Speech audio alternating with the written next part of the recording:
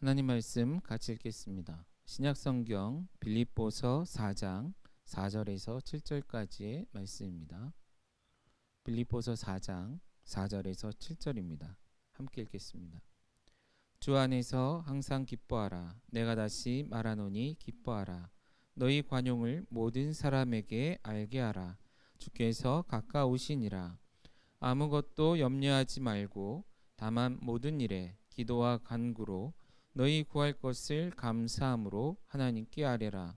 그리하면 모든 지각에 뛰어난 하나님의 평강이 그리스도 예수 안에서 너희 마음과 생각을 지키시리라. 아멘. 여러분, 한 주간도 평안하셨습니까? 지난 한 주간 감사할 만한 그런 삶의 내용들이 있으셨는지 궁금합니다. 바로 전주가 우리 추수감사 주일이었습니다. 시편 136편 말씀을 잠시 같이 묵상하면서 우리의 삶이 감사로 채워지는 삶, 그러면 그런 삶이 되기 위해 어떻게 해야 될까 같이 고민하는 시간들을 가졌고요. 그리고 설교를 마무리하면서 이런 도전을 했습니다. 올해 곧 2020년도 추수감사절을 보내고 그 다음 내년 2021년도 추수감사절을 맞이하는 그 시점까지 우리의 삶에 더 풍성한 감사가 넘치는, 채워지는 그런 삶을 살아봅시다. 곧 시편 136편이 그 기록된 말씀에서 끝나는 것이 아니라 그 뒤에 우리의 삶에 고백되어지는 그런 찬양, 그런 감사의 제목들로 계속해서 쓰여져 내려갈 수 있도록 우리 삶을 한번 만들어 봤으면 좋겠다라는 그런 말씀을 나눴습니다. 오늘은 그것에 이어서 정말로 우리의 삶이 그러한 삶이 되기 위해서는 어떠해야 할까? 어떠한 삶이 될 때에 진정 우리의 삶이 감사로 채워지는 넘쳐나는 삶이 될 수 있을까라는 이런 고민을 함께 하면서 오늘 주신 말씀을 통해 그러한 삶을 위해 꼭 필요한 것들 몇 가지를 함께 나누기를 원합니다.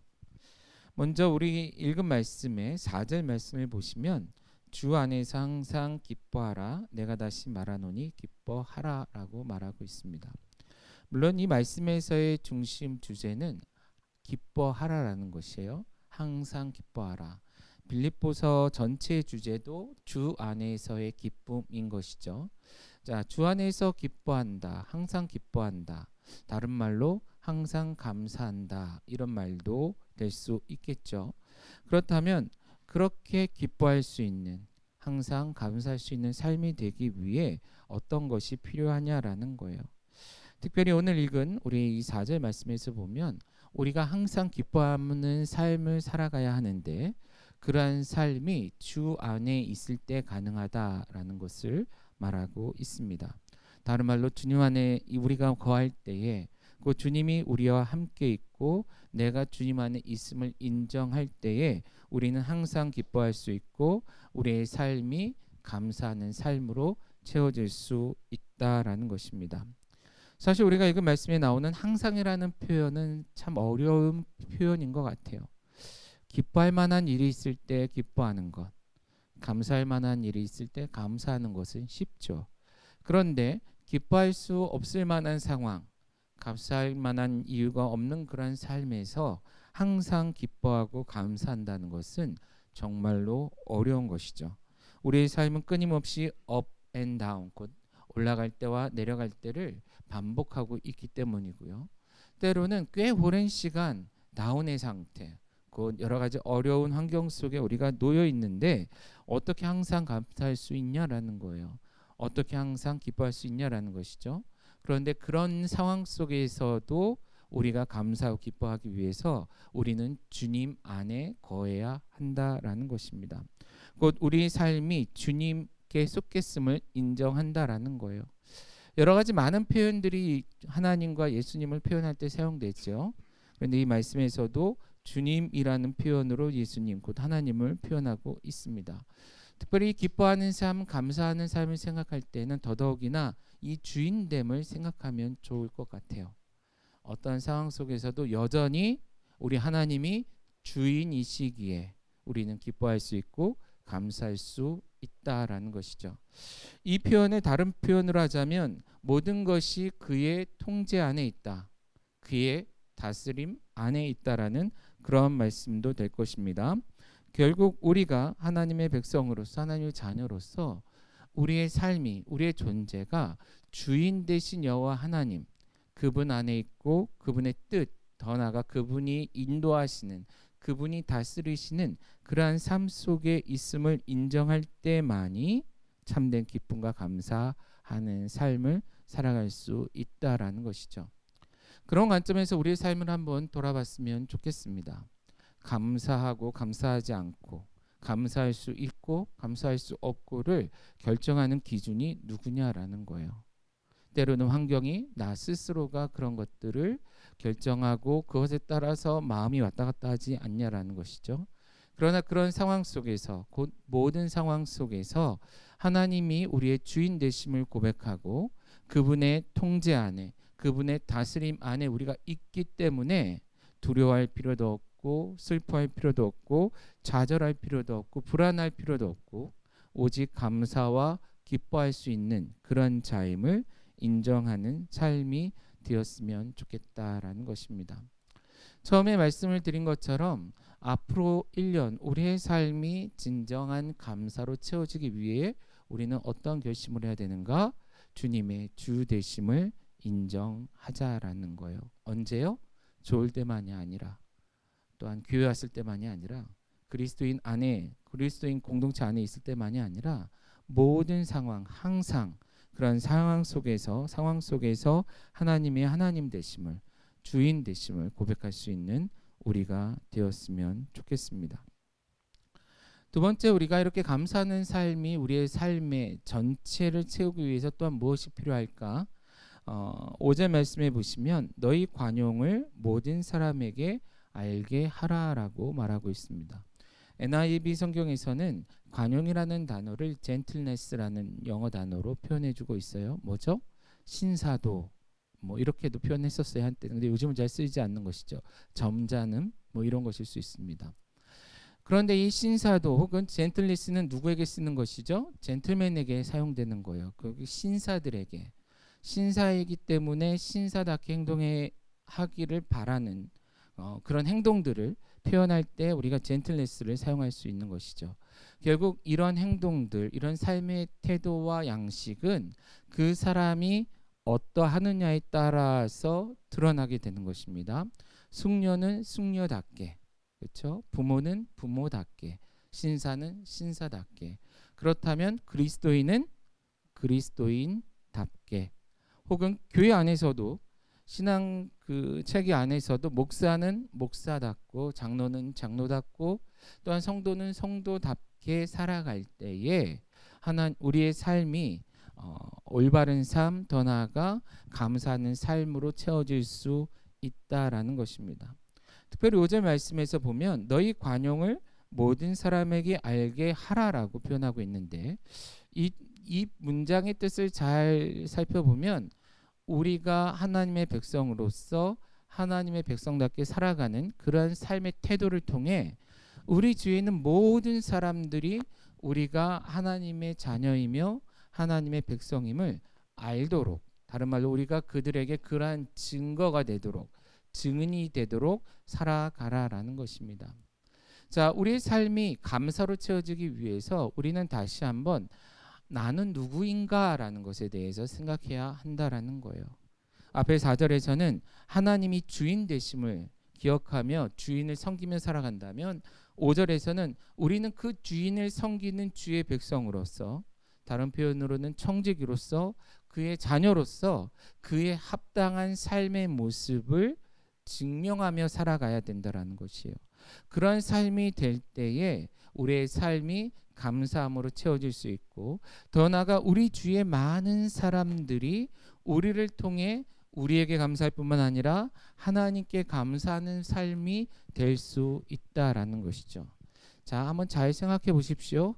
감사라는 고백이 표현되는 곳에 서로 감사하는 그런 표현들이 채워지는 것을 우리가 볼 수 있습니다. 일례로 최근에도 제가 어떤 사역을 하면서 누군가의 도움을 받았어요. 누군가를 돕는 일을 하고 싶었는데 어떤 성도님이 그들을 자기도 함께 섬기고 싶어요 하면서 동참해 주셨어요. 그래서 제가 그분에게 이렇게 얘기했습니다. 참 감사합니다. 그랬더니 그분이 뭐라 그래요? 천만에요. 이게 아니고 아니요. 제가 더 감사합니다. 자, 목사인 저는 목사답게 하나님이 원하시는 그 일을 이루기 위해 노력을 했어요. 성도된 그분은 성도로서 그 일에 동참함으로 자신이 하나님의 백성됨을 드러냈던 것이죠. 이 모든 것들이 함께 만났더니 그곳에 감사하고 또 감사하고 또 감사한 일이 있었다라는 것입니다. 그랬더니 그 도움을 받은 사람들도 역시나 감사하게 되었다라는 것입니다. 뭐 쉬운 예일 수 있지만 지난주 금요일인가 제가 밤 늦게 집에 아내랑 같이 돌아갈 기회가 귀가하게 됐습니다. 평소에는 버스를 타고 지하철역에서 이동하는데 그날은 옛 연애 때를 추억하면서 걸었습니다. 내정거장 전도를. 그런데 집에 거의 다다랐을 때 한 나이 많으신 노인 할머니를 만났어요. 키도 너무 작고. 근데 그분이 갑자기 우리를 불러 세우면서 어느 교회가 어디냐고 물어보는 거예요. 지역 이름을 대면서. 근데 그 교회는 사실 제가 사는 동네에 없는 교회거든요. 동네 이름도 틀려요. 그래서 여러 가지 물어봤더니 지금 한참 동안 어문 동네에서 집을 찾아 헤매고 있었던 것입니다. 내버려뒀으면 집에 못 가시게 생겼어요. 전화도 없고 뭣도 없고 그러시더라고요. 그래서 제 아내랑 제가 결정을 해서 그분을 여차여차해서 결국 집에까지 모셔다 드렸어요. 가는 동안 내내 그 할머니가 얘기합니다. 감사합니다. 감사합니다. 감사합니다. 그리고 마지막 집 앞에 섰을 때 다시 한번 감사합니다 하고 들어가요. 그런데 가는 동안 저희들은 괜찮아요, 괜찮아요 이렇게 이야기하면서 그분을 모셔다 드리고 나중에 그분을 집에 모셔다 드린 후에 집에 들어오는 동안 굉장히 좋은 대화를 아내랑 나눴다라는 거예요. 그러면서 제일 많이 쓴 표현이 뭐였을까요? 역시나 감사였다라는 것입니다. 내가 오늘 예수님을 만난 것 같아. 우리가 오늘 예수님을 만난 것 같아. 그래서 그를 섬겼더니 내 안에 말로 표현할 수 없는 감사가 있더라라는 것이에요. 내정거장을 걸어서 집에 갔는데 추가로 세내정거장 거리를 더 걸었어요. 불편할 수 있습니다. 그러나 그 순간 주님이 원하시는 것이 그 어린이 아니죠. 그 키 작은 그러나 나이가 많으신 그 노인분을 집에까지 모셔다 드리는 것, 그것이 그리스도인다운 반응이 아니었을까요?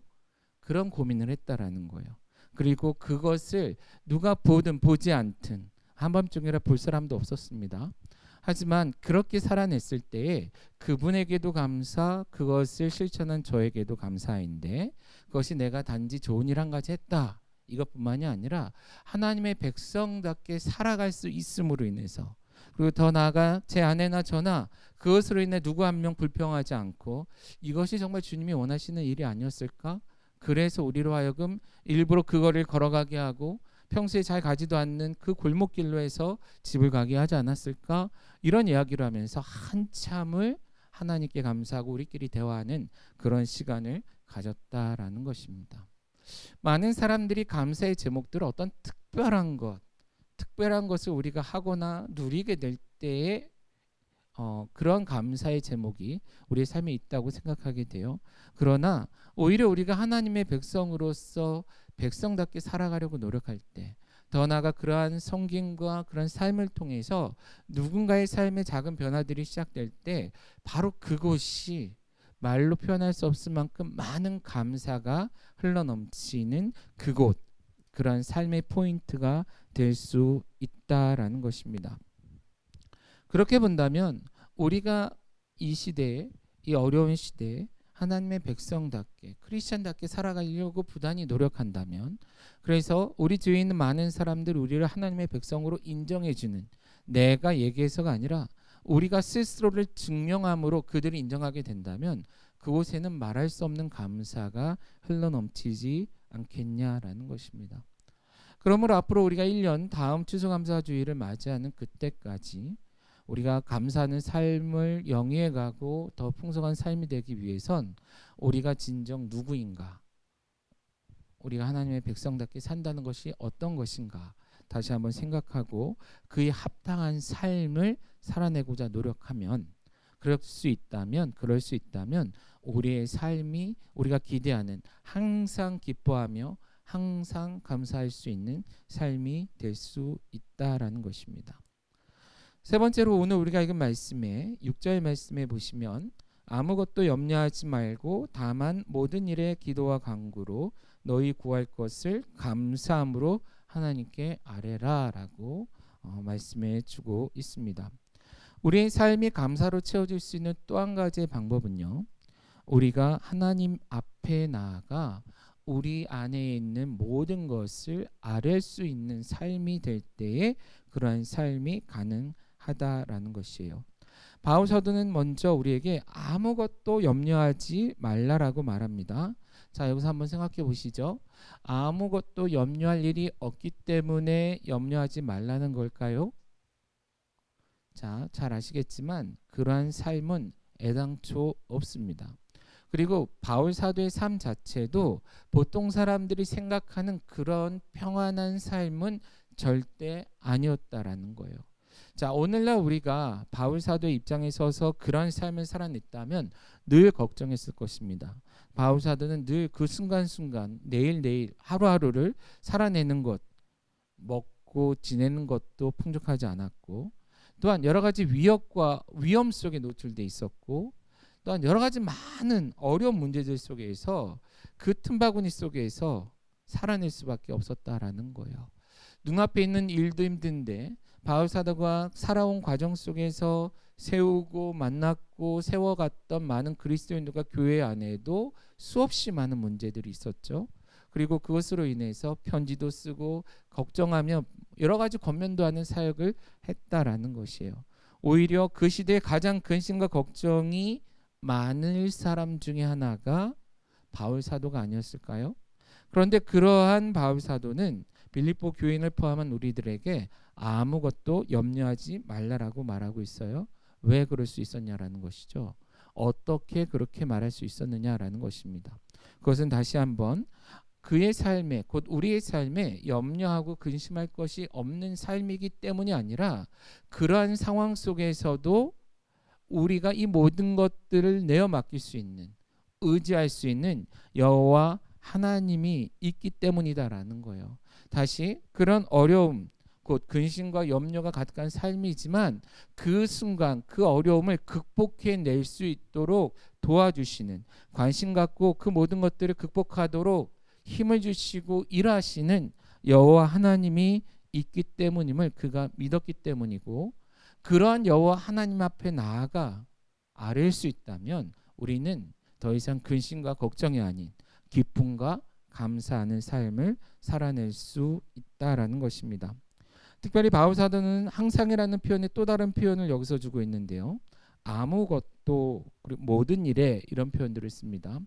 특별히 모든 일에는 모든 상황, 말 그대로 in every situation이라고 영어 성경에는 번역하고 있어요. 결국 우리의 삶에 발생하는 모든 상황 속에서다라는 거예요. 그러나 그런 상황 속에서 뭐하지 마라? 두려워하거나 염려하지 말고 여호와 하나님을 믿는 믿음으로 감사하며 기도하고, 더 나아가 그럴 수 있기 때문에 기뻐하며 감사하라라는 것입니다. 이런 모든 상황 속에는 우리가 기대하지 않았던 많은 일들도 있습니다. 우리는 어떤 좋은 일들을 기대하지만 기대하던 일이 일어나지 않기도 해요. 반대로 기대하지 않았던 일이 일어나기도 합니다. 기대한 일이 일어나지 않고 기대하지 않았던 일이 일어나기도 하는 게 우리의 삶이다라는 거예요. 이 모든 것들이 합쳐졌을 때 in every situation, 곧 모든 상황이라는 것이 된다라는 거예요. 그런데 그런 상황 속에서 우리는 왜 두려워하지 않아요? 이 모든 상황 속에서 우리는 바로 아까 말씀드렸던 우리의 삶에 관심을 갖고 그 어려움을 극복하도록 힘주시고 능력을 주시며, 더 나아가 앞서 일하시는 여호와 하나님이 있기 때문에, 그리고 그분에게 나아가 기도와 간구를 할 수 있기 때문에, 특별히 기도와 간구 같은 뜻으로서 쓰일 수 있는데 좀 구별해 놓은 거 보면 기도는 그러면서 프레이어, 곧 주님 앞에 나아가는 행위며, 하나님 앞에 나아가 고백하는, 대화하는 그러한 행위라면 여기서 간구는 말 그대로 우리가 기도 제목들을 가지고 하나님, 내 삶에 이런 문제가 있습니다. 이런 어려움이 있습니다. 도와주세요. 함께 해주세요. 해결해 주세요. 극복하게 해주세요라고 구할 수 있기 때문이다라는 것입니다. 자, 여기까지 잠깐 점검해 갔으면 좋겠습니다. 앞으로 우리에게 다가오는 1년, 우리가 살아갈 1년 동안 우리가 늘 감사하는 삶을 살아가기 위해 꼭 필요한 건 뭐예요? 우리의 기도, 우리의 간구에 귀를 기울이시는, 또한 모든 상황 속에서 우리의 그 모든 문제들에 관심을 갖고 함께 해주시는 여호와 하나님이 있음으로 인하여 감사할 수 있고, 더 나아가 그분께 우리가 기도하고 간구할 수 있다라는 것으로 인해 감사할 수 있다라는 것이고, 감사할 수 있어야 한다라는 것입니다. 그런데 바울 사도는 여기서 머물지 않고요. 더 구체적으로 그런 하나님께 나아갈 때 우리가 유지해야 되는 태도를 말하고 있습니다. 그것이 또한 뭐죠? 감사함으로라는 것입니다. 지금 우리는 감사에 대한 주제를 나누고 있는데, 오늘 우리가 읽은 6절 말씀에서도 또 한 번 하나님 앞에 기도할 때조차도 감사하라라고 말하고 있다라는 거예요. 자, 아까 얘기한 것처럼 우리의 기도를 들으시는 여호와 하나님으로 인해 감사하고, 내가 여호와 하나님 앞에 기도할 수 있음으로 인해 또한 감사함으로 기도해야 돼요. 네, 뿐만 아니라 그 기도에 응답하시는 여호와 하나님의 그 일하심으로 인해 우리가 감사할 수 있어야 되는 것이고, 그런 기대감을 가지고 계속 기도해야 한다라는 것입니다. 다시 우리가 하나님께 기도할 때 모든 기도 속에 감사할 수 있으려면 하나님께서 내 기도를 들으시고 반드시 응답하실 거라는 믿음을 가져야 되는데, 자, 그럼 한번 생각해 보시죠. 하나님은 주로 우리의 기도에 어떻게 응답하십니까? 첫 번째는 말 그대로 기도한 대로 응답해 주시죠. 이루어 주신다라는 거예요. 결국 응답받은 기도이기에 감사할 수 있습니다. 그런데 때로는 우리가 여호와 하나님 앞에 나가 기도하는데 내가 원하는 때에 원하는 방식으로 그 일이 이루어지지 않을 때가 있습니까? 있다라는 거예요. 그런데 시간이 지나서 때로는 내가 원하는 방식 혹은 그것보다 더 좋은 방식으로 하나님께서 내가 구하던 기도에 뭐요? 응답하실 때가 있죠. 그럴 때 우리는 보통 지연된 응답 이렇게 얘기할 수 있습니다. 곧 하나님은 바로 우리의 기도에 대답하시기도 하지만 아직 때가 이르지 않았기 때문에 우리에게 지연시키시고 기다리라 하시고, 더 나아가 조금 더 성장하라 말씀하신다라는 거예요. 그리고 세 번째 또 어떤 식으로 대답하시죠? 응답하시죠? 때로는 거절하시기도 하신다라는 거예요. 많은 사람들이 왜 불평합니까? 내가 기도했는데 하나님이 내 기도 안 들어주셨다라는 거예요. 내가 무엇인가를 갖고 싶었는데 내가 원할 때 갖지 못했다라는 거예요. 내가 무엇인가를 이루고자 했는데 내가 원하는 방식으로 이루어지지 않았다라는 거예요. 그런데 하나님이 정말 우리 아버지 되신 하나님이라면 거절하실 만한 것에는 거절하셔야 되는 것이죠. 저도 자녀를 키우기 때문에 그 마음을 이제는 조금은 알 것 같아요. 제가 자녀일 때는 몰랐습니다. 그냥 늘 나는 바라는 입장이었으니까 왜 내가 원하는 것을 원하는 때 해주지 않나, 때로는 안 된다라고만 하나 속상했었다라는 거예요. 그런데 부모가 된 지금, 아버지가 된 지금 자녀들이 때로는 바라고 기대하는 것들 중에 절대 안 돼 하는 게 있더라라는 거예요. 아무리 원하고 아무리 바래도 우리 자녀를 위해서 안 되는 것은 안 되는 것이죠.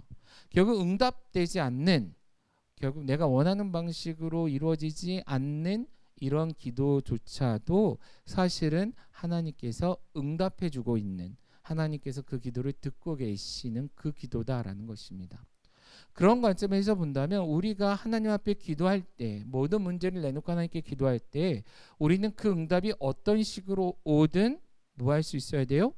감사할 수 있어야 되는 것이죠. 바로 내가 원하는 방식으로 응답해 주셨기 때문에 감사하고, 때로는 나를 위해 때가 되지 않았기 때문에 지연시키심으로 인해 감사하고, 때로는 나에게 도움이 되지 않고 나에게 이익이 되지 않기 때문에 하나님께서 안 돼 하시면서 응답해 주시기 때문에 우리는 감사할 수 있어야 된다라는 것입니다. 자, 이것을 종합적으로 얘기하자면 그런 모든 상황 속에서 어떤 방식으로든 하나님께서 응답하시고 그것이 우리를 위한 최선의 것이기 때문에 그런 최선의 답을 주시는 하나님이시라는 것을 우리가 믿기 때문에 어떠한 응답을 받든지 감사함으로 살아낼 수 있다라는 것이죠. 그리고 마지막으로 이 말씀을 통해서 봐야 될 것, 아뢰라라는 것. 그런 하나님을 믿는 믿음으로 아뢰 수 있는 것. 근데 여기서도 한 가지 더 생각해야 될 것은 기독교에서 기독교에서 기도하라라는 것은 말로 기도하고 끝내라라는 것은 절대 아닙니다. 기독교에서 보통 기도한다라는 것, 하나님께 구했다라는 것은 하나님께서 그것에 대해서 응답하실 줄로 믿고 나는 내 삶의 자리에서 최선을 다하겠다라는 것입니다. 하나님 나를 성장시켜 주세요라고 기도하는 것이 끝나는 게 아니라 그 기도를 마친 후에 나는 성장하기 위해 노력해야 하는 것이죠. 다른 말로 한 아이가 키 크게 해달라고 기도만 하고 밥 먹지 않고 운동하지 않는다면 그 아이는 키 크지 않는 것처럼, 그러나 그런 기도를 하면서 열심히 밥 먹고 열심히 운동한다면 그 아이의 키가 클 수 있는 것처럼 우리 역시도 우리의 삶에 최선을 다해야 한다라는 것입니다. 자, 이 세 번째를 요약하자면 우리의 삶의 모든 순간이 감사의 제목으로 넘치기 위해선 우리는 하나님께 기도하고 하나님께 아뢰는 삶을 살아야 되는데 그 모든 것들을 들으시는 하나님, 그것에 대해 하나님의 방식으로 응답하시는 하나님, 더 나아가 우리가 그 기도한 대로 살아가려 할 때에 우리의 그 노력, 우리의 최선의 노력 가운데 함께 하실 것이라는 믿음을 가지고 살아낼 수 있도록 힘주시는 그러한 하나님이 있음으로 인하여 감사할 수 있다라는 것이죠. 그렇다라면 우리의 삶은 감사로 채워질 수 있다라는 것입니다.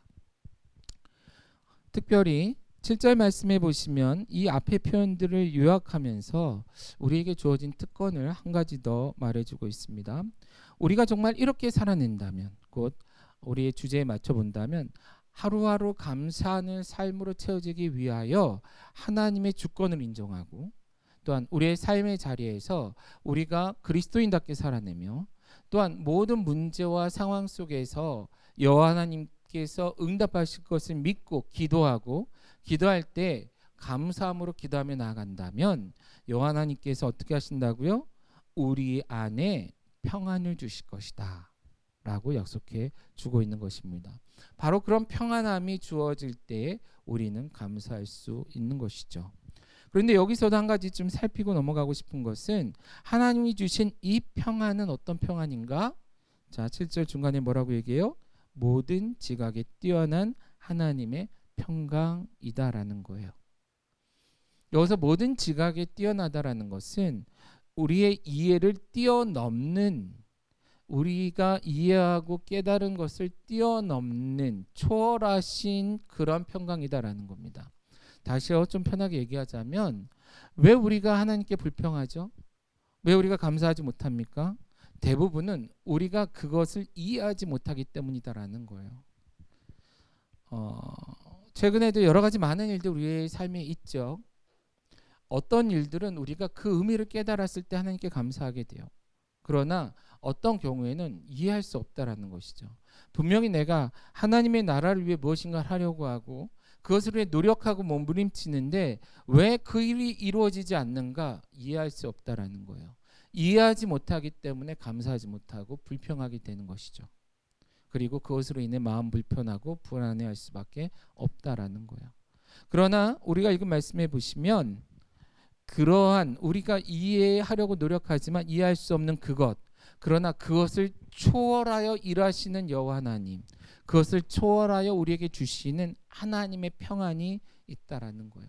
여전히 우리는 이해할 수 없고 다 깨닫지 못하지만 그럼에도 불구하고 우리가 이런 믿음을 가지고 살아낸다면 하나님께서 우리의 이해를 뛰어넘는 평안을 우리에게 주실 것이고 그것을 통해 마음을 지키시고 마음에 힘을 주실 거다라는 것입니다. 이 말씀을 묵상하고 말씀을 나누기 위해 이 자리를 쓰기 전에 한 번 더 이 표현을 생각해 봤어요. 벌써 이제 몇 달이 지나가고 있는데 최근에 저희 장인어른이 소천하셨을 때 사실 그 순간 속에 이해하기 되게 어려운 상황이었습니다.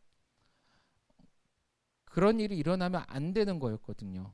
적어도 하나님의 나라를 위해 그렇게 살아낸 사람들이 그의 마지막 임종의 때가 그런 사고로 되면 안 될 것 같다라는 거예요. 그래서 그때 그렇게 불러가신 것에 대해선 사실 지금도 이해하지는 못합니다. 머리로서는 이해할 수 없다라는 거예요. 그래서 그것을 말로 표현하는 것은 정말 힘든 것 같아요. 그래서 저희 어머니를 위로하는 것도 그래서 한계가 있어요. 그 말로서는 이해가 안 되기 때문에, 표현할 수 없기 때문에. 그러나 그 순간에조차도 우리가 하나님께 예배할 수 있고 하나님께 감사할 수 있다면 그것은 그런 모든 상황 속에서조차도 하나님의 뜻과 하나님의 인도하심과 보호하심이 또 하나님의 계획이 있다라고 우리가 고백할 수 있기 때문일 겁니다. 다른 말로 우리의 이해를 뛰어넘는 하나님의 일하심과 하나님의 그 무엇인가가 있을 거다라는 거예요. 곧 우리가 하나님의 나라에 갔을 때만 제대로 이해하고 아 그랬군요 하나님 할 만한 그것이 있을 거라고 우리가 믿을 때 그런 믿음 우리에게 주실 때 우리가 참된 감사를 할 수 있는 것이죠. 다른 말로 여전히 이해할 수는 없지만 하나님이 주인이 되사 우리에게 그런 평안을 주실 것, 확신을 주실 것, 깨달음을 주실 것을 믿는 믿음으로 고백하고 그러할 때에 참된 평안과 감사를 누릴 수 있을 거다라는 것입니다.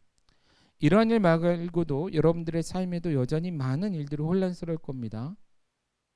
그러나 이해하지 못해도 그것을 뛰어넘는 여호와 하나님의 놀라우신 계획과 뜻이 있음을 우리가 믿고 나아갈 때에 그런 믿음 가운데 주시는 평안, 곧 모든 지각에 뛰어난 그 지각을 뛰어넘는 하나님의 평강을 우리에게 주실 것이고 그런 평강을 받아 누리게 될 때에 하나님께서 주시는 그것을 받아 누리게 될 때에 우리는 마음과 생각을 지키게 되고 그것을 통해 우리의 입술은 하나님을 향해 또한 사람들 앞에 감사를 고백할 수 있게 될 것이다 라는 것입니다. 말씀을 정리하겠습니다. 앞으로 우리가 살아갈 1년은 여전히 엉망진창일 수도 있습니다. 혼란스러울 수도 있다라는 거예요. 엄청나게 많은 혼란스러운 일들 우리의 삶에 발생하고 때로는 out of control, 내가 통제할 수 없을 것처럼 힘들게 만드는 그런 삶의 순간들은 여전히 있을 것이다 라는 것입니다. 그러나 그러한 때에도 하나님께서 주인 되시고 모든 것을 통제하시고 다스리신다라는 그런 믿음, 그리고 그런 상황 속에서도 우리는 하나님의 백성답게 살아내고자 노력하고 우리를 증명해내는 그리스도인으로서 증명해내는 삶을 살아낼 때, 그리고 더 나아가 그 모든 상황 속에서 여호와 하나님 앞에 우리가 기도하고 또한 우리가 기도하고 간구하며 나아갈 때에 하나님께서 하나님의 최선의 응답을 통해 우리의 삶을 채워주실 것을 믿는, 설령 그것이 내 작은 머리로 이해할 수 없을지라도 내 작은 가슴으로 다 품을 수 없는 그런 것일지라도 하나님께서 그렇게 하실 것이라는 그런 믿음, 그리고 그 믿음을 통해 주어지시는 하나님의 평강이 우리에게 주어질 때에 우리는 하나님께 감사하는 삶이 될 수 있다라는 것이죠. 그렇다면 이 시간 이 말씀을 생각하면서 하나님, 내 삶이 그런 삶이 되기 원합니다.